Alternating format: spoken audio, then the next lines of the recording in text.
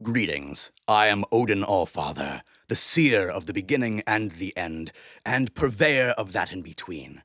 My crow here will tell you to like and subscribe, and I will tell you that my name is actually Elias Siegelman. Welcome to the Elias Siegelman Show. We're going to be going over some politics today. It's going to be hella fun, especially since I'm all dripped out today. So we're going to go over some clips.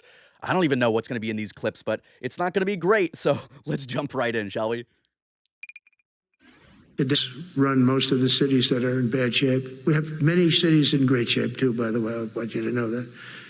But it seems that the ones that are run by the radical left Democrats, what they've done to San Francisco, Chicago, New York, Los Angeles, they're very unsafe places, and we're going to straighten them out one by one. Okay, so far, what do you think of that, Mr. Crow? I think it's dictatorial and authoritarian. I think so too, Mr. Crow. Oh no, Mr. Crow! All right.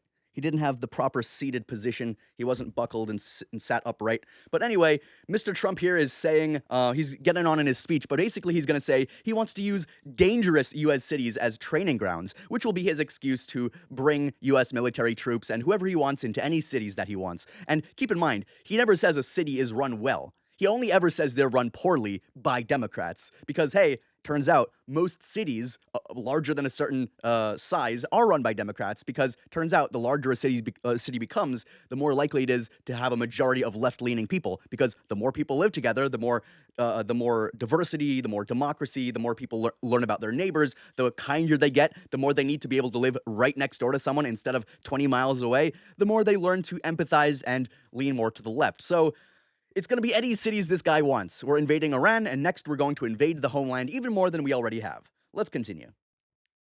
And this is going to be a major part for some of the people in this room. That's a war, too. It's a war from within, controlling the... Literally, he's like, it's going to be a war from within. He's literally going to be like, we're going to wage war on Americans. Because, hey, if this is about crime, the police can do that. The police handle crime all the time. So this is not about crime. This is literally about waging war on Americans for whatever reason. Physical territory of our border is essential to national security. But I want to salute every service member who has helped us carry out this critical mission. It's really a very important mission. And I told Pete, we should use some of these dangerous cities as training grounds for our military, National Guard, but military. Because we're going into Chicago very soon. That's a big... National Guard I meant, but yeah, definitely military. City with an incompetent governor, stupid. Using American cities as training grounds for the United States military. That was part of President Trump's partisan address yesterday to hundreds of America's top military leaders at a Marine Corps base in Quantico, Virginia. Joining us now, MSNBC contributor Mike Barnicle, retired U.S. Army Lieutenant General Mark Hergling. Good morning to you both. General, I'll start with you and just your reaction. I'm sure you've talked to some of your old colleagues, maybe who are in the room or some who just watched at home. What was the reaction to that spectacle yesterday? Yeah, Willie, I did talk to a few, many people in that room I've served with. I didn't retire that long ago, so some of those senior members were junior members when I was still in the service. What was interesting is it came about in two parts. First of all, Secretary Hegseth's address. I took notes as he spoke, as I was watching it. And just some of the things that I made bullet points about were Liberation Day, kill things and break people. I watched that as well. I don't mean to pause so often, but I have a lot of comments, that's for sure. And don't worry, I read the comments down below. I saw people saying that I pause too much. It's a bad habit of mine. But there's so much to say about this. One, Pete Hegseth did make that speech, and he's basically like, this isn't a war of regime change, except the regime did change. And also, we're doing this to defend America, even though Iran can't attack America. So a whole bunch of that bullshit. And then this thing with Trump wanting to use American cities as training grounds for the military, for the National Guard, but actually for the military, just a complete mess. And now these generals and military men and service members and veterans are all saying, that is hella treasonous, bro. Trump is hella treasonous. Or kill people and break things, war crimes, Geneva Convention elimination, rules of engagements are unnecessary, suggesting women can't meet the standards, returning to the days of drill sergeants smoking recruits, during basic training, suggesting the elimination of IG actions, especially as he's being investigated for the use of signal apps by those IGs. Hawking his own book at the end, The War on Warriors. I've read. So, yeah, so Pete Hegseth, I'll let him finish in just a second, don't you worry, but Pete Hegseth has never served in the military, and he's just like, I want to go back to 1920s America, where we're going to be able to smack some upstarts upside the head and make them do 27 push-ups and brush the toilet with a toothbrush. This is this guy's idea of the military, and he thinks that women are too weak to serve. That's the guy currently leading our military right now. And it's a compilation of thoughts from a disgruntled soldier who has very little understanding of strategic implications of various actions. Then when it turned to the president, you've already addressed this, a meandering, just all sorts of issues, much like the UN speech he gave. So many things to talk about from that speech, but the war from within, as you just mentioned, and putting soldiers on American streets to train how to react to different enemies from within were two of the highlights that I wrote down. And it was just a combination of two things that I believe were leading to what we might see next. And the other thing I'd say is President Trump thrives on applause and cheering and interactions with an audience. And when he didn't, every single rally, every single speech is a rally. Come here, buddy. Falling down all over me. Every speech that Donald Trump makes is just another one of his weaves. It's the same stuff over and over again. He just blabbers on and on. Get that, and instead got quiet professionalism from the soldiers, sailors, airmen, and Marines in the audience. That likely rattled them from the very beginning. And that silence wasn't disrespect. It was restraint and discipline and adherence to the oath of office. Yesterday was, to me, a collective reminder of our professional culture that we have in the military that transcends politics. So, yeah, I'm going to pause this clip here before he continues. Essentially, Donald Trump is saying to all the generals and all the people and the troops in the room that, oh, we should be invading American cities, only the bad ones, though, run by those bad Democrats, and we should be using their cities as training grounds. Now, I don't know what that's going to look like, but it is not going to look good. That would be a disaster. That would end up in multiple deaths. We've seen what ICE has done, and this would just be an extension of that. And then, obviously, the troops who Trump is actually speaking to in this instance aren't like cheering or jeering or clapping or whatever, because they're professionals and they've been trained to remain silent and not respond. So Trump is just like going through this whole weave, this whole speech, and it just looks ridiculous because all these stone-faced people are not responding to any of his quips or jokes or murderous intent. So that's just that. I want to go over to another clip here as well, where we're going to continue this conversation with a whole panel of individuals. Caffrey, your name was mentioned earlier. General Herding said that you were a mentor of his, and your name came up because I was explaining that what I had the honor to learn when I served on the Armed Services Committee, being around generals and admirals. You always think the generals and the admirals are in charge. No. It's actually the retired generals and the retired admirals who are their mentors that they always look up to. So when you saw those 800 military leaders in that room, it reminds me of Douglas MacArthur's speech, duty, honor, courage, and a ghost, 1,000 ghosts rising from white crosses. There's just the spirit of duty, honor, country in that room. And they're not going to betray the oath they gave to the Constitution for a politician, are they? I mean, I don't know about that. So the Constitution says, well, I mean, I don't know about the Constitution, but no one's allowed to commit war crimes, right? You're not allowed to murder civilians. We've had plenty of that. I mean, I know the people serving our country, sacrificing their potential lives, and I know service members have died in duty within the past few days because of our attack on Iran and because of their retaliation. But if they're given orders, if the majority of troops are given orders, whether or not it's constitutional, most people aren't brave enough to disobey them on constitutionality. The generals are another thing, but there's this culture where you have to fit in, you have to follow orders. That's the majority of the culture of the military, of the Navy, of the Marines, of everything. It's just you follow what is told, you're following orders. Now, where have I heard that one before? Following orders? Yeah, that's right. But that's human mentality.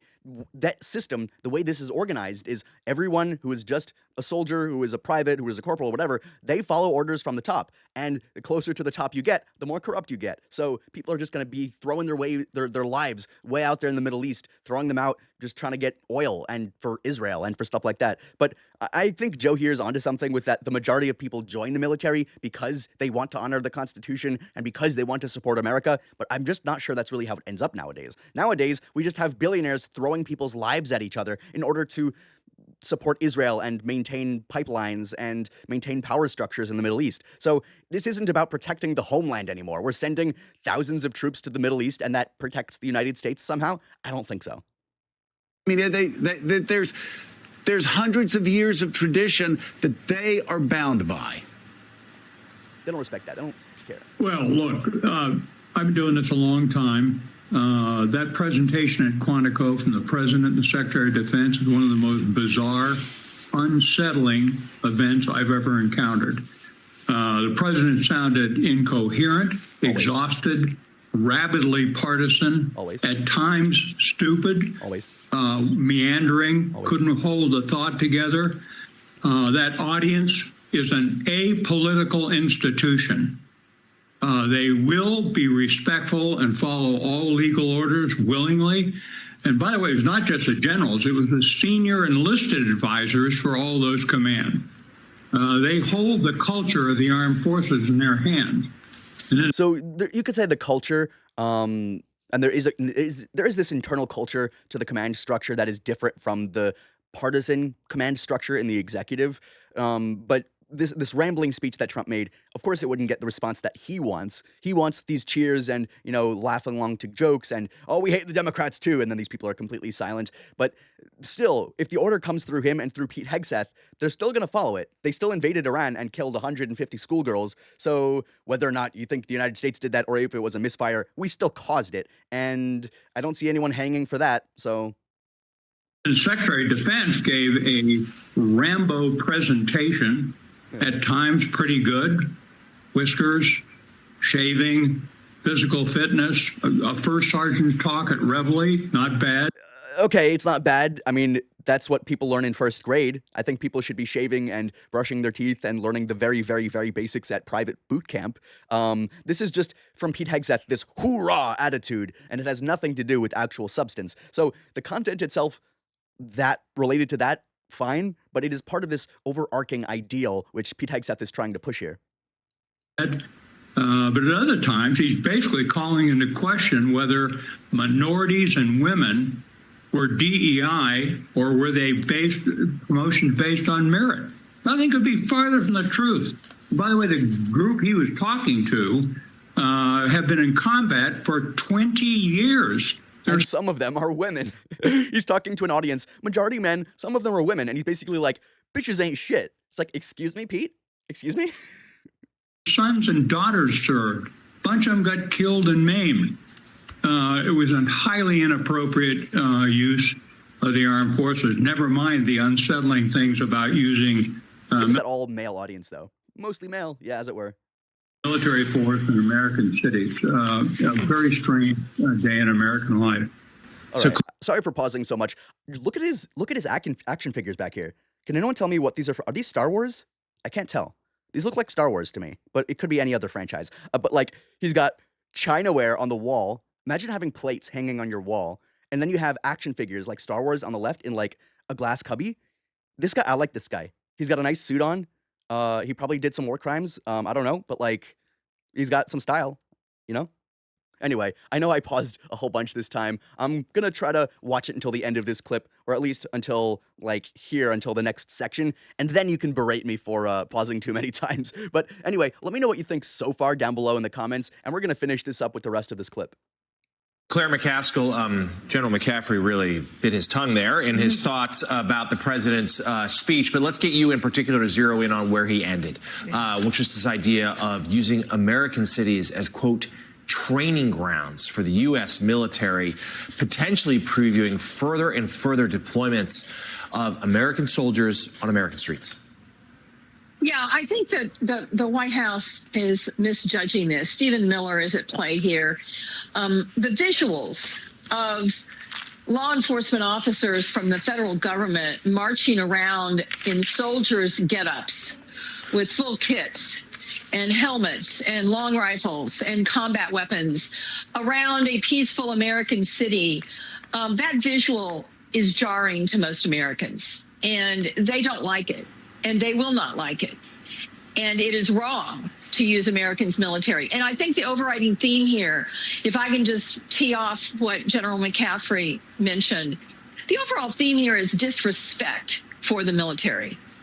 Because when Donald Trump said some of those things, and then when Hegseth said some of those things, to the best we have in this country, the very best, men and very few women, thanks to Pete Hegseth,